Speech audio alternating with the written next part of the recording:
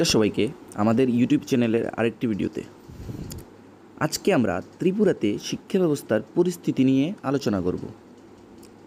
কিছুদিন আগেই ইউডিআইএসই প্রকাশ করেছে 2024 থেকে 25 সনে 340টা এমন বিদ্যালয় আছে যেখানে একজন করে শিক্ষক আছে। ত্রিপুরার এডিসি এলাকার কথা বলে তো লাভই নেই। আপনারা নিজেই ভাবুন, একজন করে শিক্ষক যদি 340টা স্কুলে থাকে, দুজন করে কয়টা স্কুলে আছে?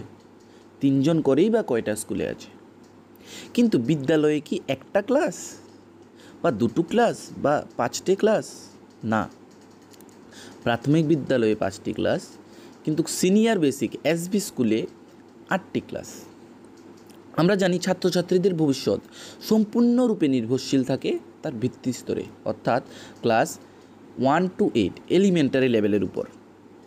এই স্তরেই যদি শিক্ষা অর্জন সঠিকভাবে না হয়, তাহলে কি তাদের ভবিষ্যৎ উজ্জ্বল হয় না।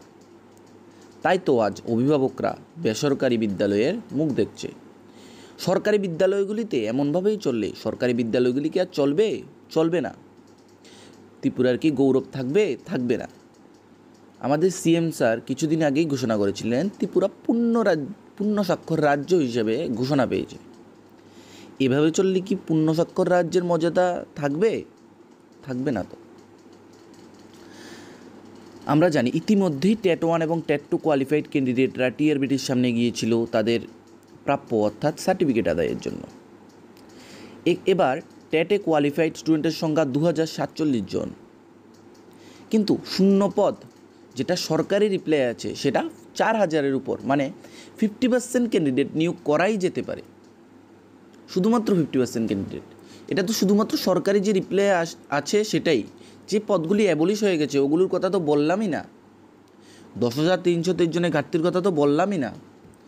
বিগত 5 বছরে 10,000 প্লাস শিক্ষক রিটায়ারমেন্টে গেছে, সেই তুলনায় নিয়োগ হয়েছে 4,000 বা 5,000-এর মতো। বাকি শূন্যপদগুলির কথা তো বললামই না।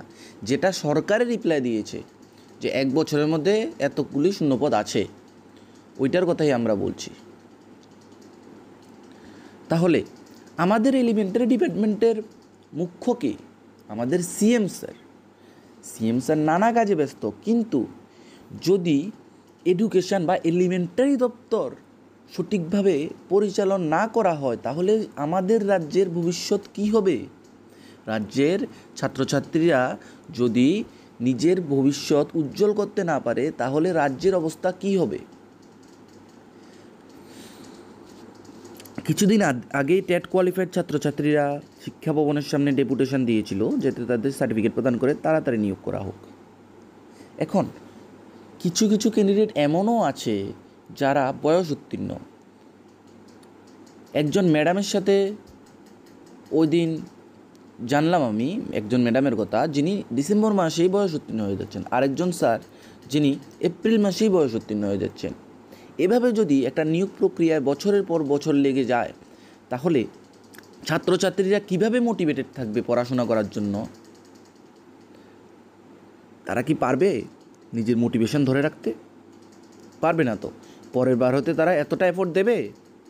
এত কঠিন প্রশ্নে পাশ করেও, 5% নিচে পাশ করেও তারা যদি নিয়োগ না পায়, তাও সরকারের নিজের রিপ্লাই আছে যে 4,000 প্লাস ভ্যাকেন্সি খালি, আর পাশ করেছে মাত্র 2,000, তার 50%। তাহলে কেন এত দেরি হবে?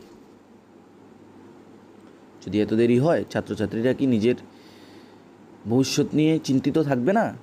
যারা পরীক্ষা দিয়েছে তারাও চিন্তিত থাকবে, যারা স্কুল বিদ্যালয়ে এখন পড়াশোনা করছে তারাও চিন্তিত থাকবে, আর আমরা যারা অভিভাবক মহলে আছি আমরাও চিন্তিত থাকব যে আমাদের বাচ্চারা যারা স্কুলে পাঠাচ্ছি আমরা, তাদের পঠন পাঠন কি ঠিক হবে? কি করে হবে? যদি একটা বিদ্যালয়ে 1জন শিক্ষক, 2জন শিক্ষক, 3জন শিক্ষক থাকে, তাহলে তাদের পড়াশোনা কিভাবে হবে না তো। 3-4টে ক্লাস একসাথে করানো হবে, তাহলে কি সে প্রপার শিক্ষা পাবে? আমার বাচ্চাটা কি প্রপার শিক্ষা পাবে না তো। 12 মিনিটে অঙ্ক করানো যায় না তো। তাই আমাদের আবেদন সিএম স্যার এই বিষয়টি যাতে